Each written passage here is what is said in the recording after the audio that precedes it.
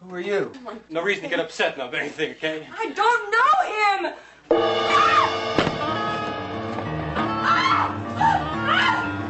There's so much about that scene. It's like it's again, it's Romero taking jabs at like old horror mythology of like what it's like to be a vampire, to get, the old vampire, the Dracula lore of like being able to control your victims and get them to do what you want. But instead he walks into this messy situation where this woman's having an affair with this guy that's not supposed to be there, and it just throws his entire well-planned thing just into, just throws it into fucking chaos. And all of a sudden it turns into one big long cat and mouse game where the guy is chasing him.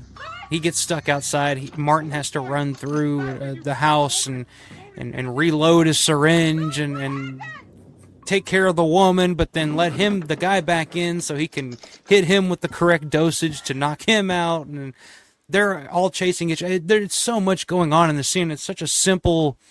What's going on in the scene is such a simple thing. If in the hands of another director, it would have just been a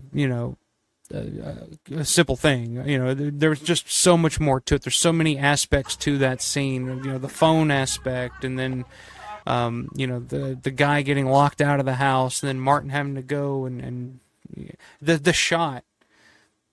Maybe my favorite shot that George ever did, from up above the doorway when he's trying to get to the woman, and the two doors, she's trying to pull the door shut, and the two doors, and all you see, you're looking down from above. Like, so much about that scene I just love, even from the very get-go.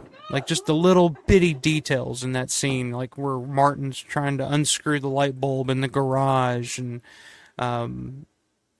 just all the little, and then the slow build up to it where Martin's like walking through the house, and you get those flashback scenes, the black and white flashback scenes where he thinks he's chasing the girl into the room with the candles. It's just so much about it, and then it just builds to this moment where Martin has this idea, this fantasy in his head of what to expect. And then all of a sudden he opens that door, and it's just like, oh, there's some guy here, and they're having an affair, and she's just like, I don't know him. And then, of course, there's the whole dilemma there where, they could call the police, but then you would have a whole scene that with the police showing up at the house, and then all the neighbors are going to find out that she's having an affair with this guy while her husband's out of town, so they can't do that. So now they have to call and let the hospital know that they're on their way, but at the same time, Martin's on the other phone fucking it up, so they can't get through to anybody to get help. Like, there's just so much there, and it's so well laid out. It's so well blocked. I love it. I love that scene. To me, it's the one scene, like if I'm watching Martin, again, everything goes down, eyes straight to the screen, and I'm just watching it. And George's editing, like, again, talking earlier about the crazies and George's style and the way he would edit things together. Like, to me, this is the tour de force of George the editor, was this scene, the way he puts this together and pieces it all together and makes it as suspenseful. And I don't know. I can just praise this one all as much as I can. But that's why it's number one on my list of my top 10 all-time favorite Romero film scenes. The chase from Martin. I don't like sloughing sequences off. I don't like car chases that don't do anything. Yeah. Because within a fight in this room that encompasses like 3 punches being thrown.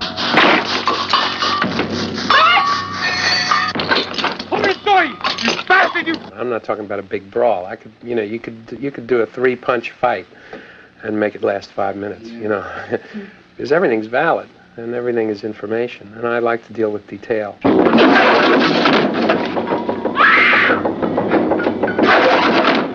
And I'd like to just go with a visual, almost a kind of a cubist look at that. And that's another place where I'll just shoot a lot of film.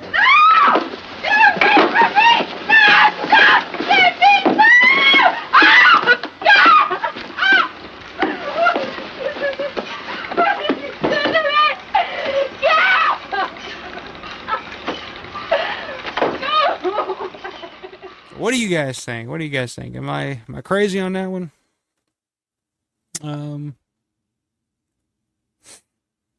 Since says I knew it was this or the train scene from where I love the train scene, the train sequence too, but to me this one there's just so many dynamics at play here. Like it's a total cat and mouse game. It's total suspense. It's like you kind of don't want him, like you don't want Martin to get caught. Like it's kind of the fucked up thing about this movie, for me at least, is that there's this character that you're sympathetic with and you're kind of on his side, even though he is this horrible, like, rapist, peeping Tom, murderer, blood drinker, whatever. But at the same time, you want him to you don't want him to get caught. You want him to get away with it. You want everything to go well. And when it doesn't, it's just kind of like, oh Jesus, who am I siding with here?